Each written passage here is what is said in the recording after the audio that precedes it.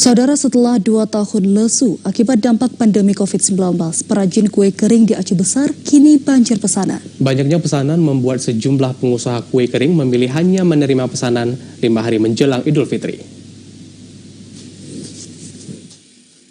Pengrajin kue kering khas Aceh yang berada di Gampung Nehen, Kecamatan Masjid Raya Aceh Besar mengalami banjir pesanan jelang Lebaran Idul Fitri. Sejumlah permintaan terus berdatangan ke usaha kue rumahan yang kini memperkerjakan 7 tenaga kerja ini. Selain dihidangkan saat Lebaran nanti, sejumlah pesanan datang dari mereka yang akan mengirim kue khas Aceh ke kampung halaman.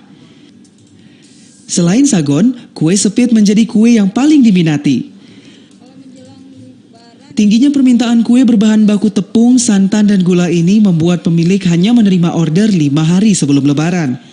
Langkah ini guna menghindari kekecewaan pelanggan mengingat proses pembuatan kue di lokasi ini dilakukan secara manual. Orderan udah diorder dari semenjak sebelum puasa, sesudah puasa, terus kita ada masukin ke toko-toko lagi, toko souvenir. Jadi intinya semakin banyak pesanan menjelang Lebaran ini, tambah sekitar 80% perbandingannya. Selain Idul Fitri, kue khas Aceh Cap Bungong Jempa milik Nurmala juga dipasarkan di pusat-pusat penjualan souvenir khas Aceh.